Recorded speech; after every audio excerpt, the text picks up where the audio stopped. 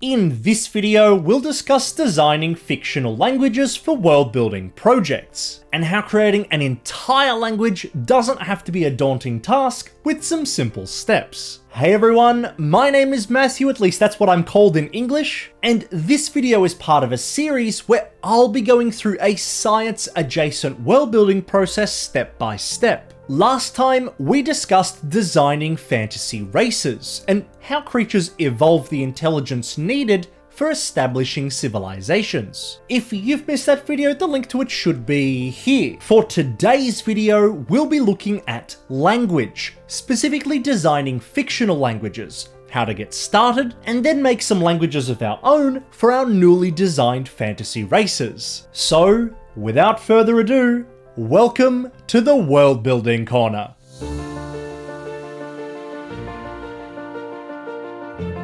Alright, let's do this. Language, importantly, is a structured system of communication. While many creatures are capable of communication, language in structured form is unique to humans. Proto languages are expected to have been present among our ancestors all the way back to Homo habilis over 2 million years ago. And over the course of its history, language has evolved from our proto-languages into the plethora of unique languages that exist today. This evolutionary development is a defining characteristic of a naturalistic language. And the English language today is the product of many different iterations and developments that differentiate it from the other languages on Earth. Of course, as world builders, we don't have thousands of years to progressively shape and evolve a language, which is where Conlang comes in. Conlang, short for constructed language, refers to a language that is deliberately constructed for use, rather than one that evolves naturally over time. For most people, however, creating an entire language is an overwhelming, borderline insurmountable task, and often isn't necessary for the world-building process. Instead, we can create what's called a proto-language, a usually very simple foundational language that will have all the information needed for language expansion in the future, should you wish to follow that path. In addition to being much simpler and less arduous to create, proto-languages also tend to follow an evolution that mimics a natural language's development over time, so we can expect more authentic and believable results. So, where do we begin? The starting point for most languages is phonetics, which refers to the sounds present in a language. To establish this, we look to the International Phonetic Alphabet, or more commonly, just the IPA, which is an inventory containing all the sounds that can possibly be produced by a human. And as human world builders designing for human audiences, I consider it kind of pointless if we can't at least make the sounds of the languages we're creating. So this is the sound inventory we'll be sticking to. This table for the IPA is readily available on Wikipedia, complete with attached sound links that you can click on that will play any sound in the inventory. Na, na. The IPA is separated into place of articulation and manner of articulation. Place of articulation refers to where along the vocal tract sounds are being made. For example, the B sound is located at our lips, which makes it labial, whereas the G sound is located at our palate, the back part of the roof of our mouth, which makes it dorsal. The manner of articulation then refers to what we do with our vocal tract in order to make the sound. For example, when we make the D sound is made that is then suddenly stopped, which makes it a plosive. All other sounds that have the same mechanics fall into the same manner of articulation, which for plosives include sounds like P, B, T, D, K, and G. When two sounds fall into the same box, like F and V, they refer to the same sound, with the left being voiceless and the right being voiced. When making the F sound, your vocal cords are silent, while when making the V sound, your vocal cords vibrate, which adjusts the sound. It's exceptionally likely that if a language includes a voiceless sound, it will also include its voiced equivalent. So, we just have to choose the sounds we like and call it a day, right? Well, not quite. Firstly, not all sounds in the IPA are present in a language. In fact, in many languages, only a handful of sounds are present, and they tend to come in groups of places and manners of articulation. For example, this is the Australian English IPA chart. And yes, different dialects and accents have their own unique IPA charts that you can find easily on Wikipedia. As you can see, there are clear groups of labial, alveolar, post-alveolar, and velar sounds, as well as nasals, plosives, and fricatives. There are some outliers to these groups, such as the ch and j sounds represented by these symbols, and overwhelmingly most languages follow this trend of having a group of sounds with 2 or 3 outliers. For conlanging, less is more when it comes to sound selection, and for this series, we'll be keeping things on the simple side in order to keep things easier to follow. Let's create some of the phonologies that we'll be using for our world building project. These are the 4 fantasy species that we created last time: the Siluran, the Urakan, the Naquil, and humans. We'll talk more about humans at the end though, so for now let's focus on the other 3. For the Siluran, I generally associate reptilian-like creatures with s and sounds, which are both coronal sounds, as well as fricatives. So let's establish groups of sounds in both categories, as well as a couple of outliers for more common sounds, like y and k. And if we're putting in k, we should also put its voiced equivalent of g. Also, seeing as we have the t and sh sounds, we can include the ch sound, which phonetically is a combination of the 2. As well as the j sound, which is a combination of the d and j sounds, which are also both present. For human languages, it's exceptionally likely that there would be at least 1 labial sound, though the lips of reptiles are structured differently than humans and are less pronounced, making labial sounds harder for them to produce. So let's exclude them entirely. Let's also keep their vowels at a very simple 5-vowel system: a, e, o, and u. For the Urakan, a strong trend within human languages is that the word for bear will include a strong R sound following a vowel, like bear, ursen, orso, bjorn, ilevar.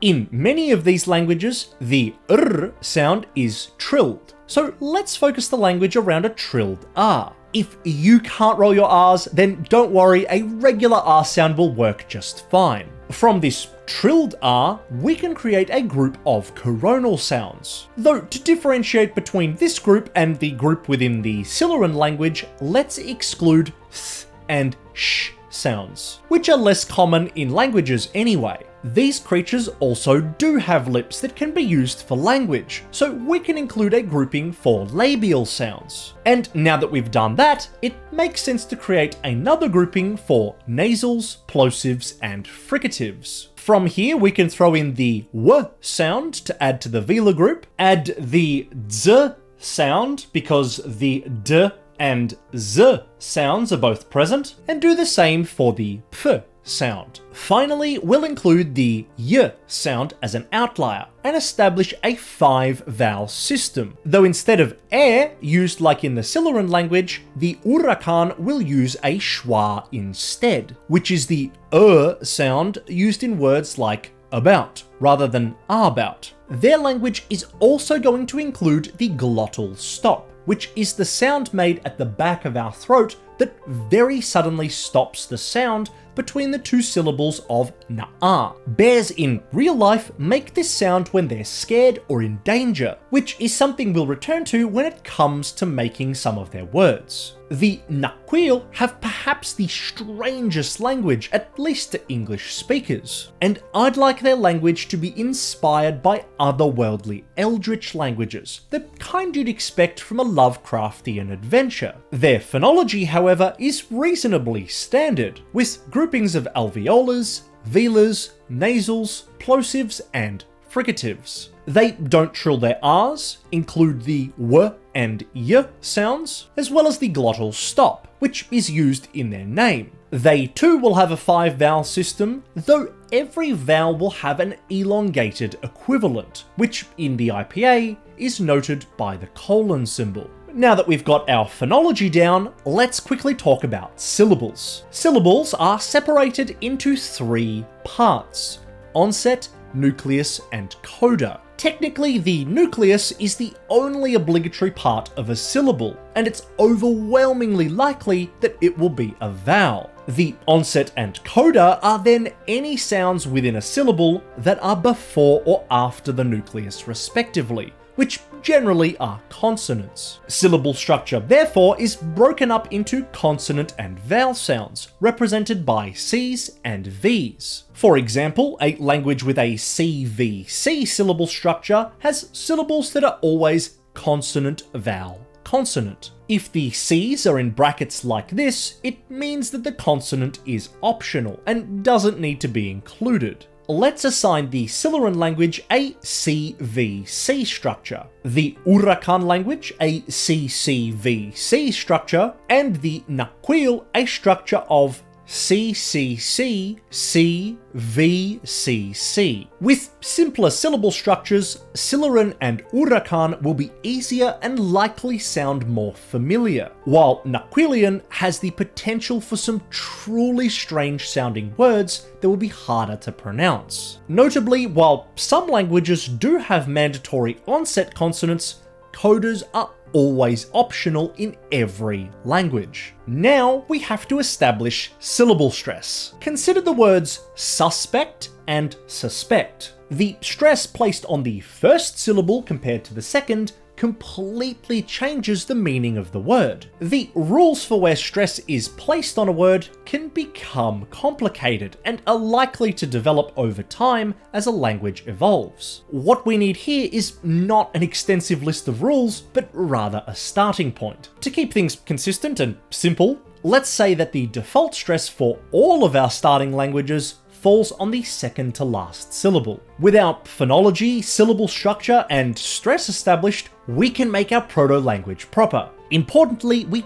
don't need to make an entire language, remembering that our sapient creatures are going to start out very simple. Instead, here are some basic root words that we can start with. From here, we need to establish a default word order, which is simply the order that the subject, the verb, and the object appear in a sentence. English, for example, follows that exact order: subject, verb, object. And for simplicity, we call English an SVO language. Word order can follow any of the 6 possible combinations, though it's overwhelmingly more common for the subject to be placed first, followed then by languages with the verb first, and then finally languages with objects first are exceptionally rare. Let's give Silurian a word order of VSO, Urakan a word order of SVO like English, and Naquil a free word order, which means that it will require prefixes and suffixes in order to establish what's being talked about. Finally, we need to determine whether adjectives and adpositions are derived from nouns or verbs, which will determine where they're placed in a sentence. For simplicity, it's far easier to have one derived from nouns and the other from verbs, rather than both deriving from one. Let's say that both Silurian and Urakan have adjectives derived from nouns and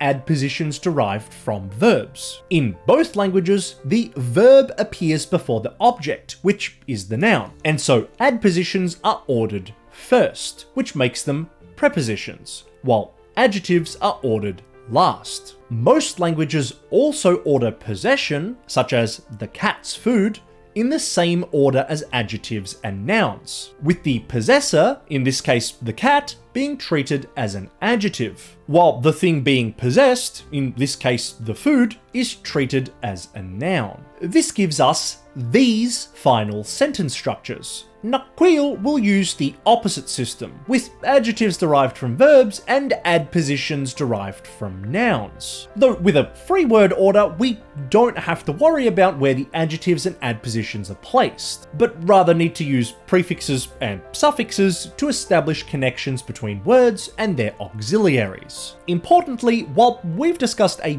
basic outline for sentence structure, these are at most guidelines, and for every point there's an example of a real-life language that bucks the trend. So if you want your language to be different and unique, there's absolutely precedent that such a language can develop. Just be aware that the further from these guidelines a language deviates, the more complex and less user-friendly it will be. With all of this together, we have everything we need for a proto-language. In the Urakan language, for example, Ra tru prod run sen praktip kril translates to I am going to the river to fish for food, which is an easy translation for us due to Urakan having the same structure as English. In Sillaran, however, the same phrase is Ko tu kathochus testa ta sithestus kathsath. Hopefully, some of the personality of both languages comes through even in this very primitive state. From here, these proto-languages can be expanded upon progressively as we move forward. When these creatures make a new discovery or develop something new, they'll probably develop words involving that thing, such as words regarding to agriculture or metallurgy. As we know from real life, it's exceptionally likely that a huge number of diverse languages will evolve. Though keeping track of hundreds of languages across multiple species is a little beyond the scope of this series. So for simplicity, we'll be following each species' major language on its journey through time. For the majority of world builders, this is enough information about languages to use for a project. Using the words we already have here, we can set up naming conventions for places, like forest, town, or river. An Urakan settlement on a river mouth might be called something like Senanatgru, which might over time simplify to have gru be a suffix attached to any settlement on a river mouth. This is how in English we end up with suffixes like berg, dale, and ham attached to many place names. Importantly, if this does occur in your language, you'll need to establish a new word for what the old word used to mean. Otherwise, our Urakan that are now using gru to mean river mouth are going to have no word for finish. And there we have it, 3 proto-languages ready to go and be expanded upon as we continue to world build. But Matthew, you ask, what about the language your humans will use? Well, we're deliberately going to have humans have no fictional language at all, and instead use whatever language we speak in real life. Consider it like Galactic Basic in Star Wars, or Common in Dungeons & Dragons. This is a very important world building strategy, because the vast majority of viewers, readers, and players don't want to have to learn an entirely new language just to be able to connect with your world. By providing a default option, it makes your world more approachable, while still being exotic due to your other conlangs being present. For most people, the names of creatures, their settlements, and short phrases are more than enough to keep them immersed, and provide a wonderfully rich fantasy experience. For those of you who do want a deeper dive into creating fictional languages though, what I've presented in this video is only a surface look at the basics of language creation, and the extended process can be a huge rabbit hole to get lost in, including factors like vowel and consonant harmonies, cases, rule exceptions, and even more. The channel I turn to for any advanced conlanging is Biblaridian, who creates fantastic and very informative content on creating language. If you're interested, I've linked his channel in the description, so be sure to go and check him out. So,